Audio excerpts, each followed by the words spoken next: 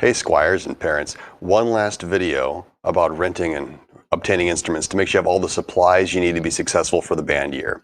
Obviously, the first thing you need to make sure you get is an instrument. I've got a whole video prepared on what to think about when either renting, buying or borrowing an instrument. But no matter whether you rent, buy, or borrow, there's a couple of supplies you need to make sure that you get. The first thing that you need to have is a copy of our book. The book is called Essential Elements for Band.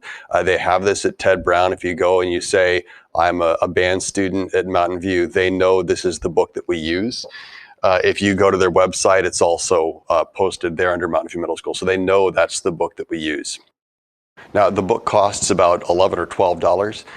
If you're borrowing an instrument and cost is an issue, the school will buy copies that it can lend to students. So you just let me know and I'll make sure that I have a copy of the book that your child can borrow. However, you're gonna have to come to Mountain View to pick it up, and we'll have times available where you can do that. Now, the next thing that everyone needs is some way to hold up their music when they play. Our instruments all require two hands to play, so you can't hold the music with one hand while you play with another. You certainly wouldn't want to play by staring down at the table or the floor, because then your posture is way off. You need to have a way you can hold the music up while you play. Now, for most musicians, that thing is a music stand. If you've got some other way you can manage that, that's fine. Ted Brown, and in fact, any other music store on the planet sells music stands. This is your basic folding music stand that you'll get when you go to the music store. It comes in a little carrying bag if you need to take it to a gig or something. Most of us are going to leave them set up.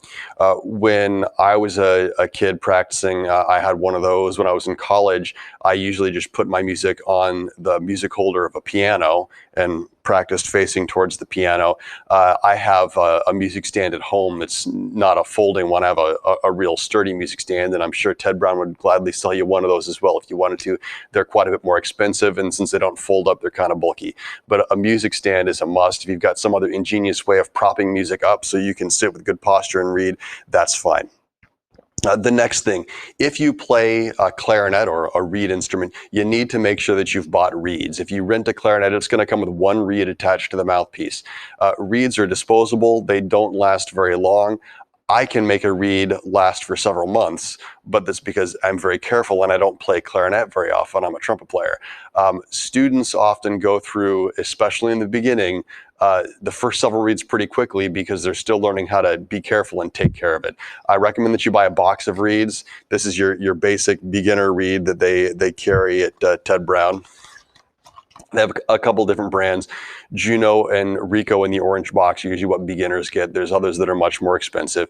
You can buy the reeds one at a time, or you can buy them in a box. Obviously, it's in the long run, it's cheaper to buy a box.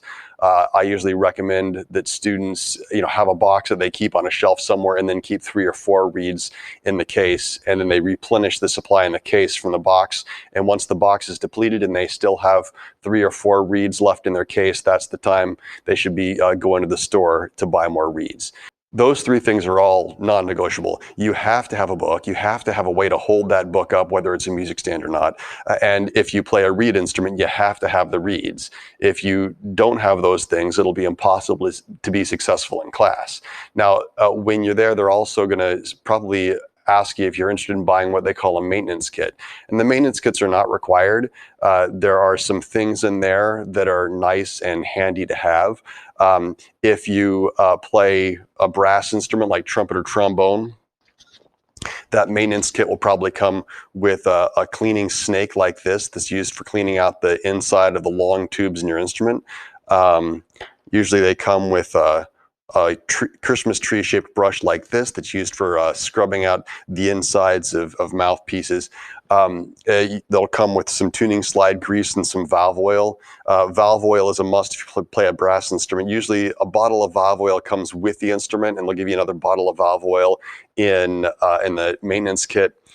You don't go through this stuff very fast. If you're going through it very fast, you're probably being really super wasteful. Again, those are things that are optional. Now, if you're a clarinet player, usually the cleaning kit would come with things like a thumb rest cushion. These are super handy to have. Christmas tree shaped brushes for cleaning the mouthpiece, a lint brush that's for cleaning dirt, lint, and other things that end up stuck around the key mechanism. A teeny tiny screwdriver.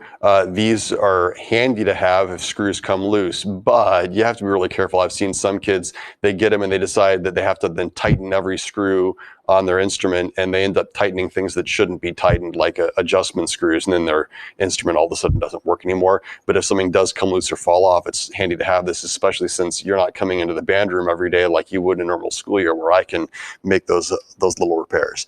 Now this is super handy. This is a reed case. That comes in a clarinet or a saxophone kit.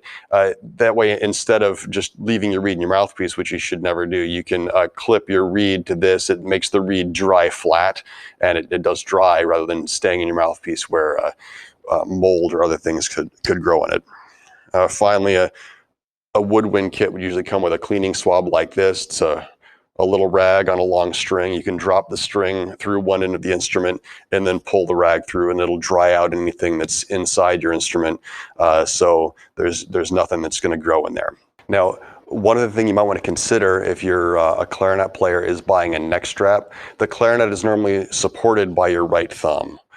And for young players, that can be really stressful to have that much weight in their thumb, and they tend up developing the bad habit of sliding their thumb in, so they're supporting it by the base of their thumb instead of the tip of their thumb. But that leads to really poor technique with the fingers of the right hand. Now, if you buy a neck strap, it'll clip onto the thumb rest so that the weight is supported by your neck instead of by your thumb. There's a couple different varieties of neck strap. You have to make sure that you get one that matches the type of thumb rest you have. Some have a loop they hook into. Some just have a flat thumb rest, and you need this little piece of leather that goes, it's got a slit in it that goes around that thumb rest. But at the music store, hopefully they could answer that question for you if that's something that you're interested in getting.